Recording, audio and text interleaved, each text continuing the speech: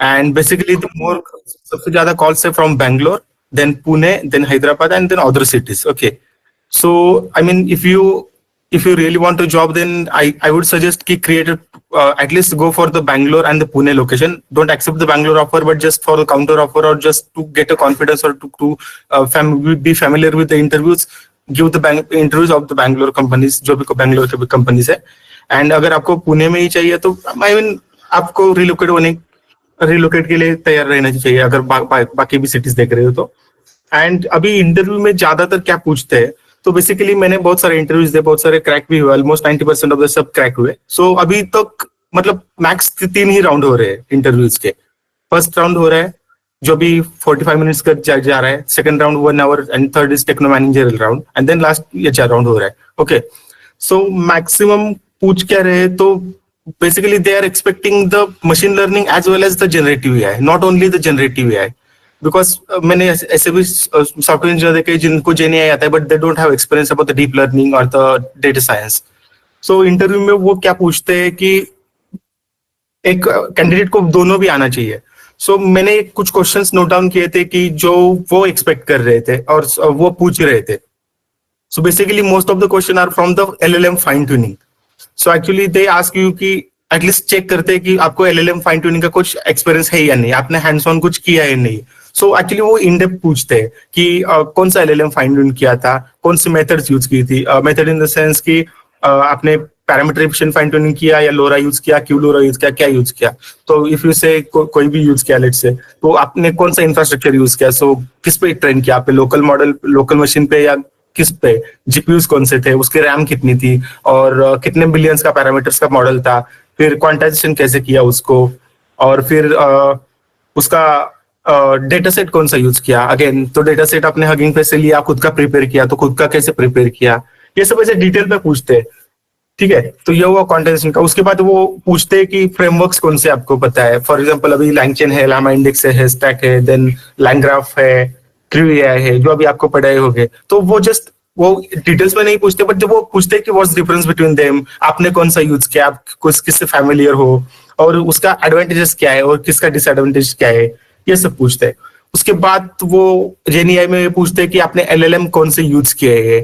तो open source में कौन से यूज किए, फाल्कन, मिस्ट्रल, जेफायर और जेमा और फाई2 और लामा एक्सेट्रा. एंड अगर पेड वन में यूज किए तो कौन से यूज किए, और उसका आपने डिस्टिंग्विश कैसे किया कि कौन सा मॉडल बेटर है, कौन सी एक्यूरेसी बेटर है, और आपके प्रोजेक्ट के लिए आपने कौन सा यूज किया, और आपने कहा कि ये यूज किया तो स्पेसिफिकली यही क्यों यूज किया.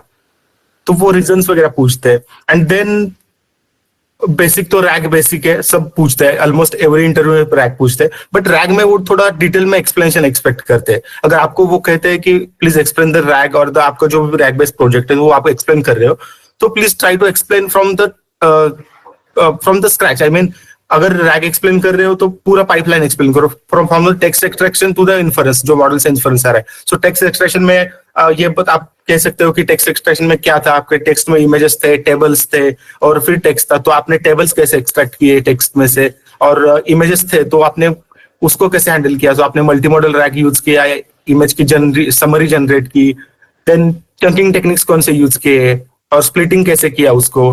फिर बाद में पूछते हैं एम्बेडिंग्स मॉडल पे कौन से open source embedding model use किए, पेड वन कौन से यूज किए.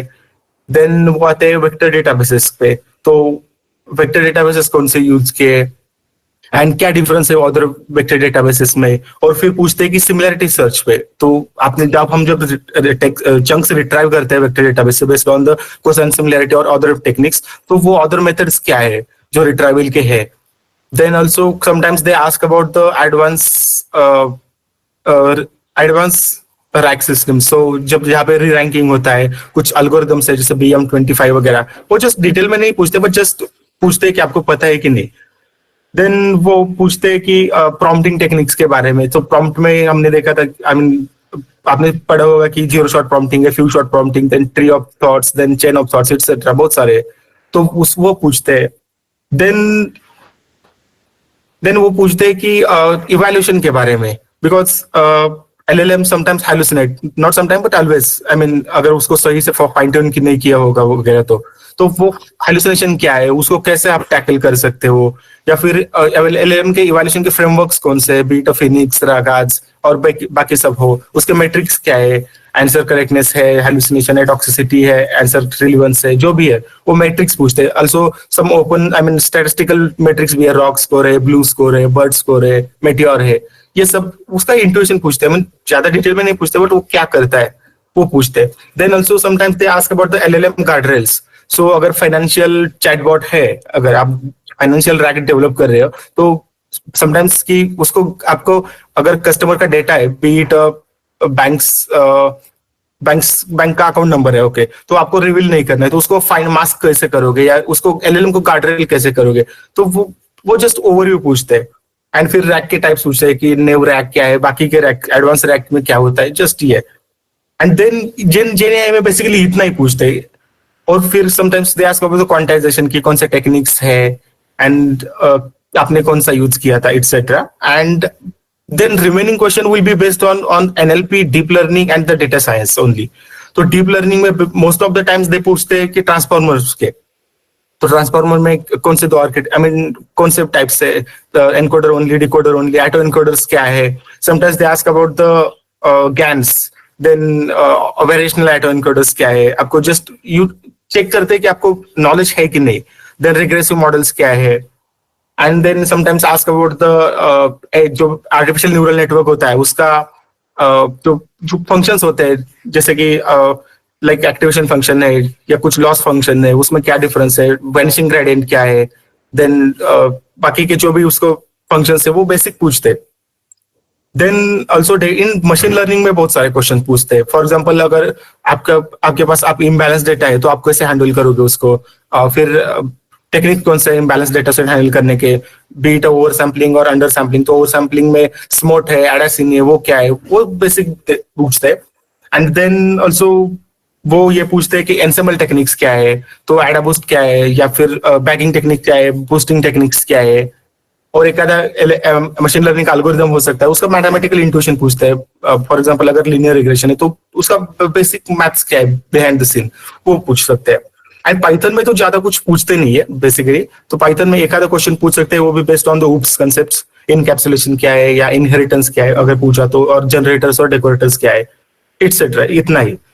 तो यही मेजोरिटी ऑफ द क्वेश्चंस मैंने ऑब्जर्व किए. मैंने आई थिंक दोनों राउंड्स देखे, आई थिंक 20 से ज्यादा इंटरव्यूज दिए, तो इसके बाहर का एक भी क्वेश्चन नहीं था. जो भी हम आपने सिलेबस में पढ़ा होगा इससे बाहर तो कुछ नहीं आ सकता. क्योंकि मैं जब ये कोर्स ज्वाइन कर रहा था तो मैंने सिलेबस कंपेयर कर रहा था इस वेलोसिटी का और बाकी का भी. तो मैंने बाकी के भी कोर्सेस है ऑनलाइन, उसका मैंने अपग्रेड का भी कोर्स होता है मास्टर्स है जेएनआई पे, तो मैंने उसका सिलेबस कंपेयर किया था इसके साथ. तो बेसिकली इस सिलेबस में सब कुछ कवर कर रखा है. सो और सर ने जितना आपको पढ़ाया है नोटबुक्स में उसका जस्ट थ्योरेटिकल अंडरस्टैंडिंग लो और प्रैक्टिकल कर लो थोड़ा सा, it's more than enough. And coding round भी होता है actually. So actually there is no separate coding round, but जब आपको इंटरव्यू चल रहा होता है ड्यूरिंग दैट वो स्क्रीन शेयर करके आपको कुछ कोडिंग करने को लोग कहते हैं. तो कोडिंग में जैसा कुछ हार्ड क्वेश्चन नहीं पूछते. सो बेसिक ही पूछते हैं just to check your coding ability की कितना आपको आता है. सो बेसिकली एक स्ट्रिंग है तो उसको रिवर्स कैसे करोगे, या फिर एक लिस्ट है नंबर्स की तो उसको उसका सेकंड लार्जेस्ट नंबर फाइंड करना है without any pre built Python function use करके, उसको कैसे करोगे. या सॉर्टिंग होता है कुछ बबल सॉर्ट वगैरह जो डीएसए के होते हैं, वो तो नहीं पूछते बस बेसिक सॉर्ट पूछते हैं कि कैसे करोगे. या फिर प्राइम नंबर फाइंड आउट करना है, या फैक्टोरियल है, या फिबोनाची सीरीज है, बेसिक है. तो फिर एक इंटरव्यू अभी मैंने रिसेंटली दी थी, तो उसमें उन्होंने एक प्रॉब्लम स्टेटमेंट शेयर किया था. तो उन्होंने कुछ एक डेटा सेट दिया था जो टेक्स्ट में था, एक फोल्डर में टेक्स्ट थे कुछ तो, एंड उसको रैक का एक प्रोटोटाइप बनाना था. सो वो कैसे करोगे. सो आप डायरेक्ट लोडर यूज करके पूरे टेक्स्ट को लोड करोगे, देन स्प्लिट करोगे, देन चंकिंग करके. ओपन सोर्स का मुझे कहा था एम्बेडिंग मॉडल यूज करा, तो मैंने सेंटेंस ट्रांसफॉर्मर यूज किया. देन ओपन सोर्स ही LLM यूज करो. तो आप जस्ट हैंड्स ऑन होने चाहिए कि ट्रांसफॉर्मर से हम ओपन सोर्स LLM कैसे यूज कर सकते हैं. फिर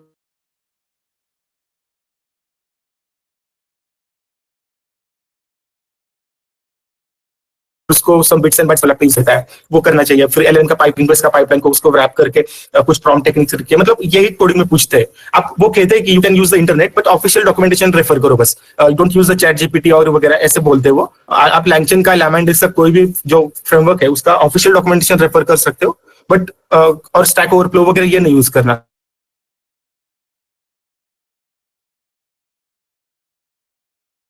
वो चेक करते हैं कि करना आता है कि नहीं, एंड समटाइम्स दे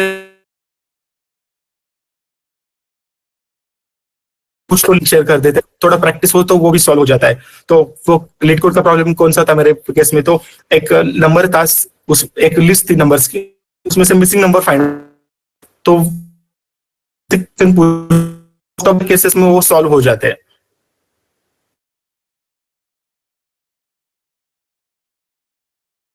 प्रोजेक्ट्स में आई मीन सर ने आपको जो प्रोजेक्ट का है वो आप कर सकते हो, वो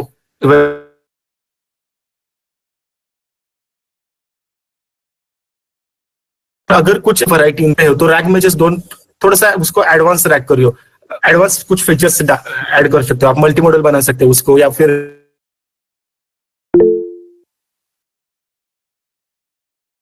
PDF एक्सेट्रा। तो ऐसे कुछ वेरिएशन, और अपार्ट फ्रॉम कर सकते हो जैसे कि टेक्स्ट टू SQL हो सकता है जो POC बता सकते हो। और वेट वॉइस ब्रेक हो रहा है क्या सबके लिए? Yes, sir. I think can you check your internet? I think voice break हो रहा है आपका। Hello, yes, okay. So I think coding हो चुका है। सो मैं प्रोजेक्ट्स के बारे में बता रहा था। सो प्रोजेक्ट्स में आप क्या कर सकते हो कि कुछ वैरायटी ऑफ प्रोजेक्ट्स ला सकते हो, जैसे कि अगर एक एडवांस रैक पे हो चुका है तो एक टेक्स्ट SQL पे हो सकता है, POC वगैरह कुछ दिखा सकते हो। एक इवैल्यूएशन का प्रोजेक्ट हो सकता है, end to end RAG evaluation कैसे किया, या कुछ बेसिक NLP के प्रोजेक्ट हो सकते हैं, टेक्स्ट क्लासिफिकेशन या कुछ और भी हो सकता है। तो ये प्रोजेक्ट्स, आप प्रोजेक्ट्स में जस्ट मैंने एक ऑब्जर्व किया कि वो रियल टाइम चैलेंज आपने कौन से फेस किए वो देखते हैं। वो रैक का पाइपलाइन उनको भी पता है, बट आप उसको उसमें कौन से चैलेंजेस फेस किए वो अगर बता सके तो वो बेटर रहता है। फॉर एग्जाम्पल इन मेरे केस में मैंने कहा था कि we have the text documents, जो टेक्स्ट डॉक्यूमेंट था वो it contains the images, text and tables as well. जो टेबल्स थे वो थोड़े कॉम्प्लेक्स थे, उसको कुछ मर्ज सेल्स थे उसमें, या कुछ टेबल्स थे विदाउट बॉर्डर्स थे, या in some cases scan documents थे उसमें टेबल्स थे। तो वो एक्सट्रैक्शन करना using some open source library such as PyPDF है, जो PDF प्लम्बर है वगैरह, उससे वो हो नहीं पाता है।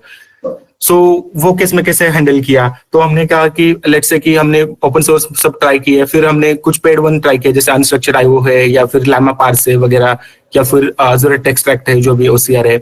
तो हमने लामा पार्स यूज किया, तो उसने क्या किया कि converts the tables into the markdown format. So markdown format में हमने फिर डेटा ले आए। या फिर अगर इमेजेस था तो इमेजेस को कैसे हैंडल किया, तो मल्टी मॉडल रैक क्या होता है।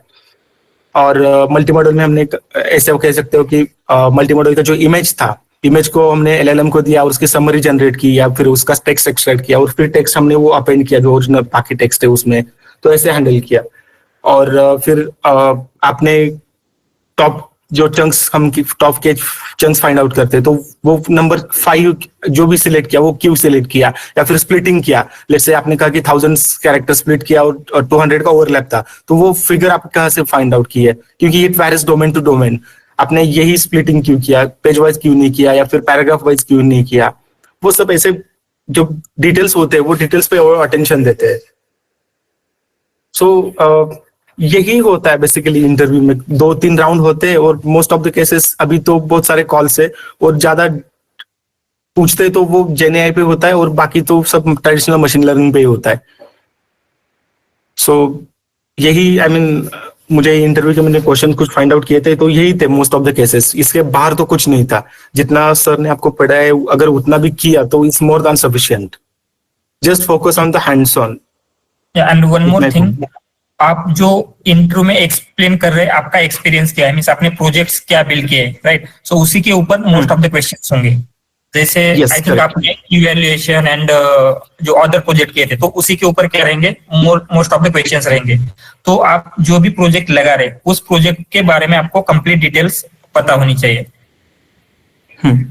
सो इन माय केस मैंने कैसे किया था कि मैंने जो भी प्रोजेक्ट्स रिज्यूमे मेंशन किए उसका मैंने एक स्क्रिप्ट रेडी कराया था।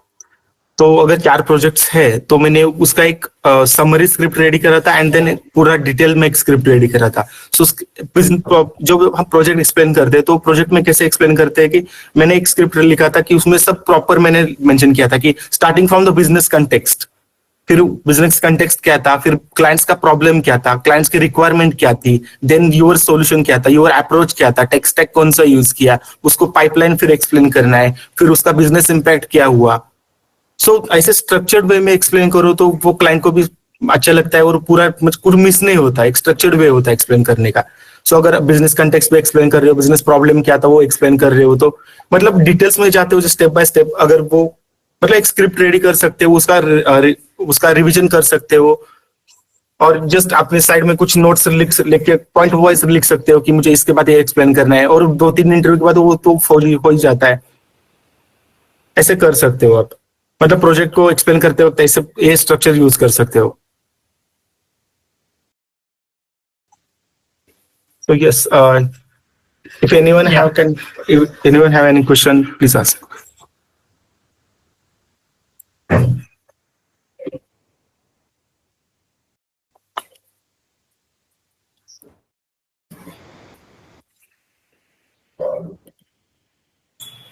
यस, किसी को कुछ क्वेश्चंस है रिगार्डिंग इंटरव्यूज? सर एजेंट्स के बारे में पूछते हैं क्या? हाँ, सो बेसिकली यस पूछते हैं। अभी जो इंटरव्यूज हो रहे हैं तो सब में एजेंट्स पूछते हैं, बट जस्ट वो चेक करते हैं कि आपको कौन सा एजेंटिक फ्रेमवर्क आता है। iData हो सकता है, एटोजेन हो सकता है, या फिर क्रू एआई या लैंग्राफ वगैरह। तो आपको जस्ट चेक करते हैं कि वो आता है कि नहीं। कुछ एजेंट का एक्सप्लेनेशन वगैरह नहीं पूछते या कुछ प्रोजेक्ट एक्सपेक्ट नहीं करते, बट जस्ट ओवरव्यू एजेंट्स क्या होते हैं और एजेंट्स की क्या एडवांटेजेस है, उसके कैपेबिलिटीज क्या है, वो सब बेसिक पूछते हैं। That's it. हेलो। यस। हाँ सर, आपने ज्वाइन किया है एज अ क्या अभी ज्वाइन करने वाले हो? क्योंकि मैं भी जेएनआई में वर्क कर रही हूँ, मेरा प्रोजेक्ट है, लेकिन वहाँ पे हमने जो अभी एलएलएम का वो पार्ट सीखा है उसका मोस्टली 20 to 25% ही पार्ट रहता है। उसके ज्यादा तो पाइथन डेवलपमेंट का बहुत ज्यादा वर्क है। मीन्स मैंने जितना मेरे प्रोजेक्ट में किया है, तो इसके लिए कैसे टैकल कर सकते हैं? मीन्स और क्या हम कर सकते हैं कि रियल टाइम में हमको इश्यूज ना फेस करने पड़े? क्योंकि एलएलएम का रिस्पॉन्स लेना है, ये लेना है, उसको एक्सट्रैक्ट करना, ये तो हम पूरा आता है, लेकिन ये जो पाइथन का आपने किया है क्या वर्क? पाइथन डेवलपमेंट ही ज्यादा इसमें इन्वॉल्व है। तो अब आप बोल रहे 1 साल का एक्सपीरियंस है, तो आप कैसे करते हो? सो बेसिकली मैंने as a data scientist join किया था करंट कंपनी में, बट मुझे डायरेक्टली जेएनआई का प्रोजेक्ट मिला। तब मुझे कुछ भी नहीं आता जेएनआई, तो मैंने पैरेलली क्लास भी ज्वाइन किया था और पैरेलली में सीख भी रहा था। सो बेसिकली हाँ, जेएनआई में अब फक्त जेएनआई सॉरी हाँ, सो सिर्फ जेएनआई का पार्ट नहीं होता, थोड़ा कोडिंग भी करना पड़ता है। बीट बैकएंड पूरा डेवलप करना पड़ता है। फॉर एग्जांपल अगर आप टेक्स्ट पाइपलाइन लिख रहे हो रैक की, तो आपको text extraction to the inference पूरा मतलब एक फंक्शन वाइज कोड लिखना पड़ेगा। सो यू कैन आप थोड़ा सा हेल्प ले सकते हो फ्रॉम द जो एआई के एप्स से, अगर बीट चैट जीपीटी और क्लॉडी जो भी है, तो आप उससे हेल्प लेके कोड लिख सकते हो। तो मोस्ट ऑफ द कोड वो ऑटोमेट करके देगा आपको। So you just have to find the right resources, और आपको कैसे करना है वो अगर नेचुरल लैंग्वेज में उसको समझा सके तो वो आपको हेल्प कर देगा, I guess. So coding is not that much problem, because जो भी फ्रेमवर्क्स है उसमें बहुत सारे क्लासेस है जो ऑटोमेट कर दी है। So I don't think the coding is problem. And companies के ऊपर भी डिपेंड रहता है। कैसे मोस्ट ऑफ द कंपनीज में क्या है, पाइथन डेवलपर के लिए स्पेशल जॉब रहती है एंड डेवलपिंग का काम वही करते हैं। अगर मे भी कुछ कंपनीज में नहीं है तो वो आपको करना पड़ सकता है, तो वो कंपनीज के ऊपर डिपेंड रहेगा। नहीं, हमारे कंपनी में तो जो डेटा साइंटिस्ट है, डेटा इंजीनियर, हम वो ही करते हैं मेरी क्या। लेकिन मुझे थोड़े प्रॉब्लम फेस कर रही है, इसलिए थोड़ा सा कंफ्यूजन है अभी क्या करूँ। डेटा साइंस में मिस जो करंट प्रोजेक्ट है उसमें करे क्या, फिर जेएनआई में वो कोडिंग की वजह से थोड़ा सा लग रहा था कि क्या करें, ऐसा थोड़ा। Okay. सो अदरवाइज उसके लिए आपको खास एपीआई या फिर कोई भी एपीआई का फ्रेमवर्क या ऐसा कुछ सीख सकते हैं आप, लेकिन वो क्या है, डेटा साइंटिस्ट या फिर जेएनआई इंजीनियर का काम नहीं है। लेकिन कभी कंपनी एक्सपेक्ट कर रही है आपकी, तो मे भी कभी करना पड़ सकता है। Otherwise most of the companies में क्या है, ये कोडिंग आपसे एक्सपेक्ट नहीं किया जाएगा। आई थिंक कल ही किसी ने बोला था, जब हम वीएस कोड सीख रहे थे, उनको सिर्फ नोटबुक मांगते, राइट। सो नोटबुक के बाहर वो कोड भी नहीं करते। अदरवाइज ये कंपनी टू कंपनी वेरी करेगा। Yes. Yes. Also, sometimes they ask you कि आपने कौन से एप्स और कौन से प्लेटफॉर्म्स यूज किए फॉर योर प्रोडक्टिविटी। अगर कोडिंग के लिए कौन से यूज करते हो, सो कोडिंग के लिए कर्सर है, देन bolt.new है, या फिर गिटहब का कोपायलट है। ये फीचर्स आपको पता है क्या, आपने यूज किए हैं क्या? So sometimes they ask. मुझे एक इंटरव्यू में पूछा था कि एक स्क्रिप्ट लिखनी है, तो don't waste the time, you can use the GenAI. So आप कौन सा यूज कर सकते हो? तो मैंने वीएस कोड का जो विजुअल स्टूडियो था, सॉरी जो ये था गिटहब कोपायलट, सो वो यूज किया था। मतलब वो ये पूछते हैं कि आपको प्रोडक्टिविटी के लिए और ऑटोमेशन के लिए कुछ कोड लिखना है, तो कौन सा ऐप यूज करोगे, कैसे करोगे, वो जस्ट चेक करते हैं कि कौन सा बेटर है, ये एटसेट्रा। और आप रियल टाइम में जो भी डे टू डे टास्क है उसमें भी यूज कर सकते हो, to I mean to save the time and productivity.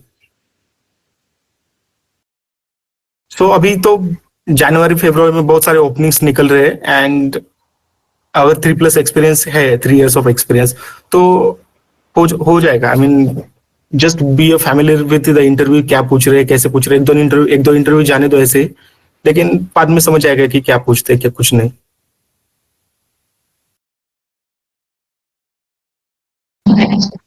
हाय संग्राम, प्रियंका यू नो। हाय। आपने प्रोजेक्ट्स 3 years का एक्सपीरियंस दिखाया, तो आपने जनरली ये कितने प्रोजेक्ट्स दिखाए और एमएल के कितने दिखाए? ओके, सो करंटली मैं जेएनआई पे काम कर रहा था, तो और स्विच भी उसी डोमेन में कर रहा था, तो मैंने all the projects related to the GenAI. So एक प्रोजेक्ट था उसमें एनएलपी था, ट्रेडिशनल क्लासिफिकेशन था यूजिंग एनएलपी। बाकी 3 प्रोजेक्ट थे, वो सब जेएनआई के थे। सो मशीन लर्निंग का या डीप लर्निंग का कोई भी प्रोजेक्ट नहीं था in the resume, because resume का भी लिमिट है कितने प्रोजेक्ट्स आप दिखा सकते हो। मैंने 4 दिखाए थे, उसमें से 3 जेएनआई के थे, एक तो एनएलपी का था, टेक्स्ट क्लासिफिकेशन का। सो अभी most of the projects are GenAI related, तो मशीन लर्निंग के कुछ क्लासिफिकेशन रिग्रेशन के प्रॉब्लम्स, तो थोड़े से प्रॉब्लम्स नहीं, प्रोजेक्ट्स इंडस्ट्री में थोड़े से कम है, क्योंकि सब हायर कर रहे हैं जेएनआई के लिए, तो वो एक्सपेक्ट करते हैं कि जेएनआई के प्रोजेक्ट्स हो।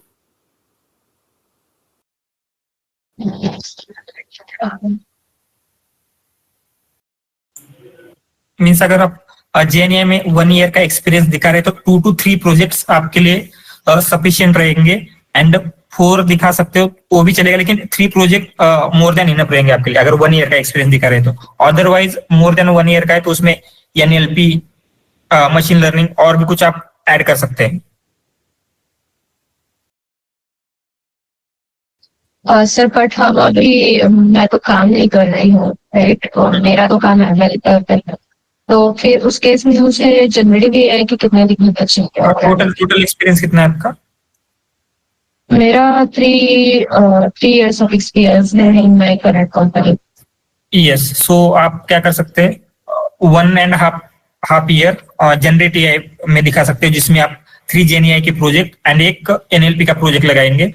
एंड उससे पहले का अगर आपको लगाना है, तो आप मशीन लर्निंग का दिखा सकते हैं। सो उनको बोलना है रिज्यूम में सिर्फ 4 ही प्रोजेक्ट रखने हैं, एंड प्रीवियसली मशीन लर्निंग का किया था, बस ये जो एनएलपी एंड जेएनआई के ये रिसेंट प्रोजेक्ट है, ऐसे आप बोल सकते हैं। एंड इवन जो अगर मशीन लर्निंग ऐसे कुछ उसके बारे में वो पूछते, तो वो आप ऐसे भी बोल सकते कि ये क्या है, 2 साल पहले किए थे, तो उतनी डिटेल अभी याद नहीं है, ऐसे भी बोल सकते हैं। Yes, sometimes they ask about the traditional machine learning, जो आपने अगर काम नहीं किया, तो मैंने 1 साल में काम नहीं किया था मशीन लर्निंग पे, तो कुछ कंसेप्ट तो भूल गया था मैं थोड़ा था, तो वो पूछ सकते हैं कि अगर कुछ मतलब अगर नहीं आ रहा है, तो आप बोल सकते हैं कि थोड़ा मुझे ब्रशिंग करना पड़ेगा उस नॉलेज को, बट मैंने उस प्रोजेक्ट में यूज किया था, उसके टाइम हो गया, तो I need some time, but I know just आप क्या कर सकते हो, जितना आता है उतना कह सकते हो। सो उनको पता चलता है कि यार इसमें काम किया है, but you need brushing. Okay, thank you. और सबसे इम्पोर्टेंट मैंने ये ऑब्जर्व किया था कि जब कॉल्स के लिए और नौकरी पे प्रोफाइल मैटर करता है। अगर आपको जॉब चाहिए तो आप यू कैन क्रिएट 2 प्रोफाइल्स। एक बेंगलोर के लिए कर सकते हैं या पुणे के लिए, और उसमें रिज्यूम सबसे मैटर करता है। रिज्यूम में आपने क्या कीवर्ड्स यूज किए हैं, बिकॉज रिज्यूम अभी ATS पार्सिंग हो रहा है, तो ATS फ्रेंडली अगर रिज्यूम हो और रिज्यूम में बाकी जो कीवर्ड्स यूज किए वो जेन्युइन है कि मोस्ट ऑफ द कीवर्ड्स हो। अगर कुछ पता भी नहीं है तो अगर यू कैन मैंने ये हैक यूज की थी, तो उसको व्हाइट कलर में उसको टेक्स्ट फॉन्ट्स रिड्यूस करके यूज किया था, तो वो विजिबली तो दिख नहीं सकता था, बट पार्स होते में हेल्प कर रहा था। कुछ अगर LLM ऑप्स के कंसेप्ट है या कुछ जो इंडस्ट्री को चाहिए बट मुझे तो नहीं आता, अगर मैंने मेंशन किया तो वो पूछ सकते हैं इंटरव्यू में। So I don't have that confidence. तो मैंने क्या किया था, उसको व्हाइट कलर किया था उसका और फॉन्ट रिड्यूस कर दी थी, तो वो पार्सिंग में हेल्प कर रहा था। ऑल्सो आप ये कर सकते हो कि रिज्यूम पे प्रॉपर अगर लिंक्डइन आईडी हो या गिटहब की कुछ प्रोफाइल हो आपकी, या फिर मैंने हगिंग फेस की प्रोफाइल ऐड कर दी थी रिज्यूम पे, गिटहब की प्रोफाइल ऐड कर दी थी, मैंने खुद का एक पोर्टफोलियो बनाया था वो भी ऐड कर दिया था, और पोर्टफोलियो पे मैंने कुछ हैंड्स ऑन प्रोजेक्ट भी किए थे। अगर आप वो उसको हगिंग फेस पे स्पेसेस पे डिप्लॉय कर सकते हो। मैंने 7-8 प्रोजेक्ट किए थे, वो सब मैंने हगिंग फेस स्पेसेस पे डिप्लॉय किए थे, उसकी लिंक दे दी थी रिज्यूम में कि open source my personal project, और ये इसकी हगिंग फेस की रिपोजिटरी थी मेरी, उसको मैंने शेयर किया था। सो वो चेक करते हैं। एक इंटरव्यू में उन्होंने वो ओपन करके मुझे पूछा था कि कोड ये क्यों यूज किया वगैरह। सो वो देखते हैं कि आपके हैंड्स ऑन भी है कि नहीं। जस्ट थ्योरेटिकल तो सबको पता है, बट वो sometimes ask about hands on as well, तो कितना आता है वगैरह। तो ये सब चीजें भी मैटर करती है। जैसे सिलेबस आपको आता है लेकिन कॉल्स ज्यादा आने के लिए ये हैक्स समटाइम्स यूज करनी पड़ती है। तो रिज्यूम में अगर स्किल सेक्शन है तो जो डोंट जस्ट ऐड की Python, deep learning, machine learning, GenAI etcetera, उसको ब्रेक डाउन भी कर दो। मैंने रिज्यूम में ब्रेक डाउन किया था। पाइथन में अगर मशीन लर्निंग है तो मशीन लर्निंग में सुपरवाइजर कौन से एल्गोरिथम्स थे वो मैंने नाम लिखे थे। फिर जेएनआई में फाइन ट्यूनिंग किया था, प्रॉम्प्टिंग टेक्निक्स थे, हगिंग फेस थे, फ्रेमवर्क्स थे, तो लैंगचेन है, लामा इंडेक्स है, हिस्टैक है, जो भी लैंग्राफ है वो एक्सप्लेन किया था। डीप लर्निंग में CNN, RNN, LSTM, GRU etcetera वो एक्सप्लेन किया। मैंने सब कीवर्ड्स मेंशन किए थे। So it helps to parse the resume better.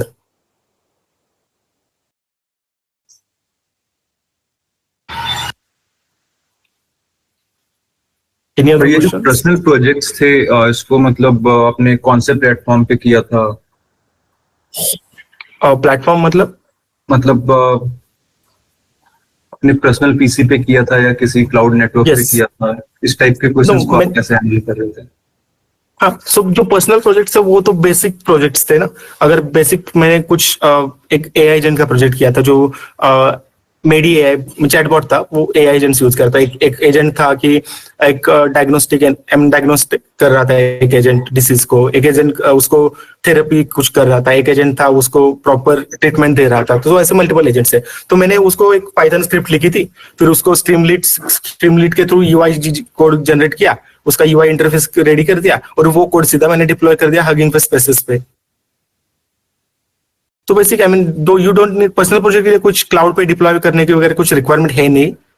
आप हगिंग फेस स्पेसेस पे भी कर सकते हो डिप्लॉय, और उसका आप सीधा लाइव लिंक दे सकते हो, so user can access it.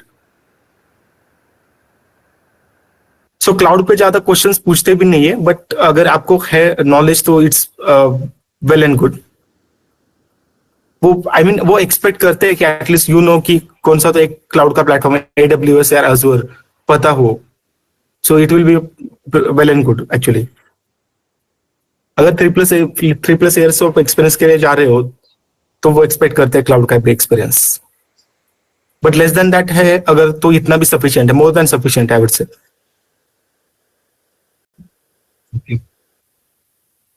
Hello, hi. Hi Sangram. I just want to ask कि आपको कभी इंटरव्यूज में मॉडल सिक्योरिटी के बारे में क्वेश्चंस पूछते थे? लाइक अगर आपका डोमेन फाइनेंशियल हो या फिर सिक्योरिटी इज मोर कंसर्न्स, तो मॉडल हाँ।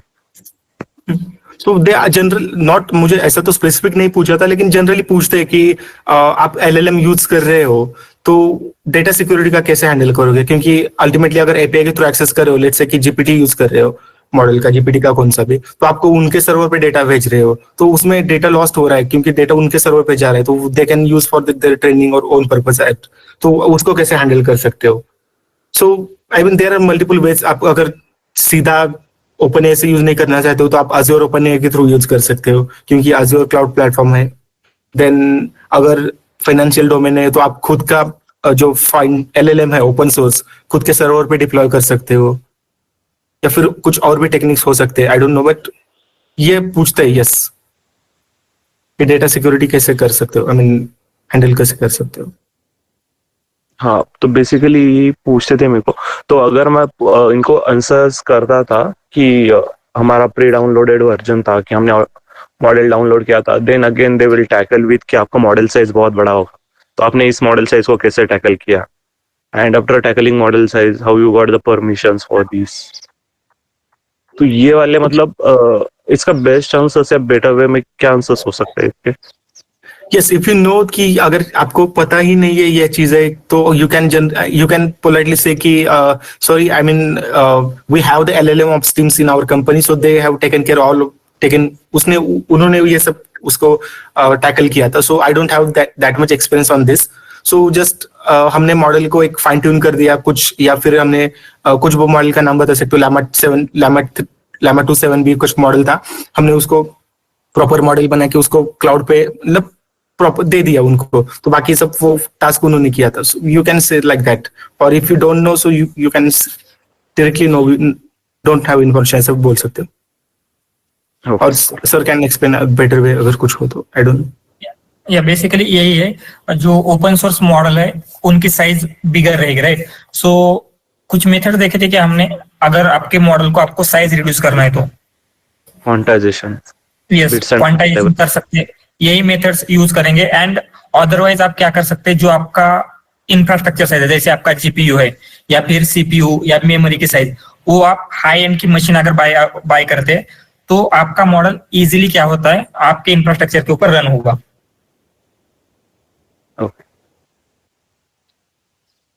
यस, यही मेथड्स होते हैं मोस्टली। क्या है, अगर आपका सिक्योरिटी का इश्यू है तो मोस्ट अभी करंटली तो हम ऐसे बोल सकते हैं कि इफेक्टिव वे है, आप अपना कोई भी जो मॉडल है वो आपको क्या करना है, आपके सर्वर के ऊपर, मींस आपके ओन सर्वर के ऊपर उसे डिप्लॉय करना है, क्योंकि आपका जो डेटा है वो कहीं पे नहीं जाएगा, राइट।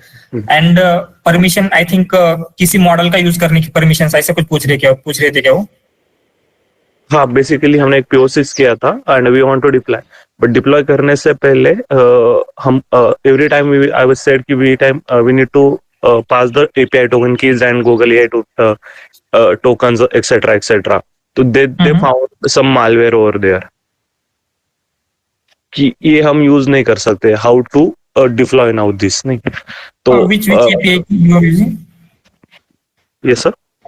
कौन सी API की यूज कर रहे थे आप? हाँ, हगिंग फेस भी कर रहे थे एंड जेमिनी की भी कर रहे थे। हाँ, सो मीन्स जेमिनी मॉडल जो है वो आपका ओन मॉडल नहीं, मीन्स ओपन सोर्स मॉडल नहीं, राइट। ओपन सोर्स मॉडल के लिए आपको क्या करना है, पहले कोई भी मॉडल, जैसे लैमा मॉडल का आई थिंक हमने देखा था, लैमा मॉडल को आपके सर्वर में डाउनलोड करना है, एंड डाउनलोड करने के बाद आपको API की कोई भी यूज करने की जरूरत नहीं होती है, राइट। एंड उसको आप क्या कर सकते हैं, वो जो वेट्स आपने डाउनलोड किए थे, जो फोल्डर दिया था आपने, उस फोल्डर से आपका जो प्रोजेक्ट होगा सब कुछ आपके लोकल में रन होगा। सो जब आप API की यूज कर रहे हैं, मतलब आप क्या कर रहे हैं, किसी और के सर्वर से कनेक्ट कर रहे हैं एंड उसके साथ आप कम्युनिकेट कर रहे हैं। सो उसके लिए आपको ओपन सोर्स मॉडल यूज करने होंगे, जैसे जेमिनी हो गया या फिर OpenAI के मॉडल। ये क्या है, ओपन सोर्स नहीं है तो आप उनके सर्वर के साथ कनेक्ट करते हैं, राइट। यस। तो जेमिनी के लिए अगर अल्टरनेटिव ढूंढना पड़ेगा तो we can call it with अपना, अगर अजूर का उनसे एक्सेस मांग सकते हैं और we can answer this way. Even mean Azure का भी आप मांग सकते हैं, लेकिन कभी कभी मोस्ट सेंसिटिव डेटा के लिए क्या होता है, Azure also one cloud platform, right, वो आपका खुद का नहीं है, मीन्स किसी और का ही है, तो आपका डेटा भी वहां पे जा रहा है। तो मोस्ट क्या रहेगा, जैसे Llama 3 हो गया या फिर कोई और मॉडल जो आप आपके लोकल में डाउनलोड कर सकते हैं, मीन्स आपका जो भी इंफ्रास्ट्रक्चर होगा उसमें आप डाउनलोड कर सकते हैं, जैसे Llama हो गया या फिर आई थिंक Gemma एक मॉडल है, ऐसे जो भी ओपन सोर्स मॉडल है वो आप डाउनलोड करके यूज कर सकते हैं। Okay, thank you.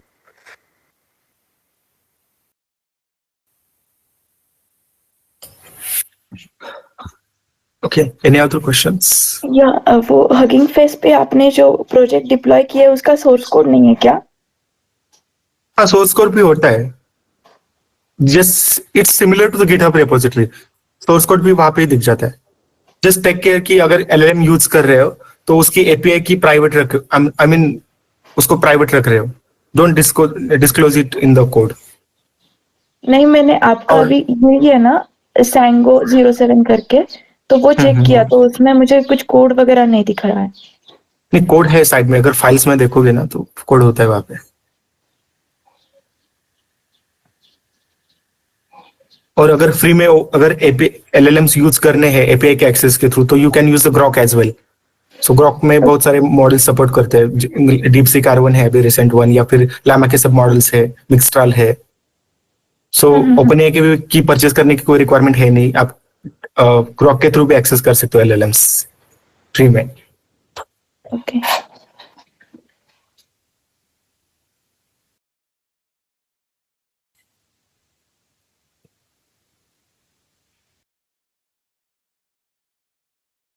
सो ठीक है, एनीथिंग एल्स, और कुछ क्वेश्चंस है?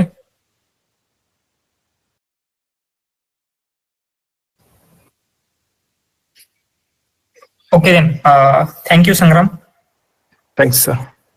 या okay, thanks everyone and best of luck. Yeah, thank you. Just face the interview with the confidence, हो जाएगा। एक दो इंटरव्यू अगर नहीं हुआ तो चलते हैं, लेकिन हो जाएगा। जस्ट कॉन्फिडेंस रखो, जितना सीखा है जस्ट मोर देन इनफ है, वो उसका ही रिवीजन कर लो, बहुत हो जाएगा। इंटरव्यू के लिए मैक्सिमम फोकस करो GenAI पे, जो भी सिलेबस है, और थोड़ा basics of machine learning and deep learning और पाइथन के कुछ कोडिंग क्वेश्चन, बस हो जाएगा। प्रोजेक्ट पे थोड़ा ध्यान दो कि अगर हो सके तो खुद से हैंड्स ऑन कर लो उस पर थोड़ा, और काउंटर क्वेश्चन भी, क्या पोटेंशियल काउंटर क्वेश्चन आ सकते हैं उसकी भी प्रिपरेशन पहले से ही करके रखो। सो आपको हो जाएगा। 2 ही राउंड होते हैं मैक्स, 2 राउंड ही क्रैक करने हैं बस। Okay, thanks. Thank you. Thank you संग्राम।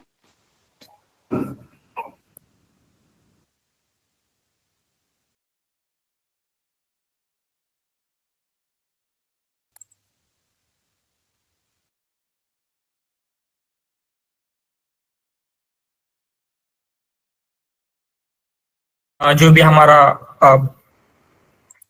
या एनी कुछ और क्वेश्चंस है, या फिर सिलेबस स्टार्ट करते हैं?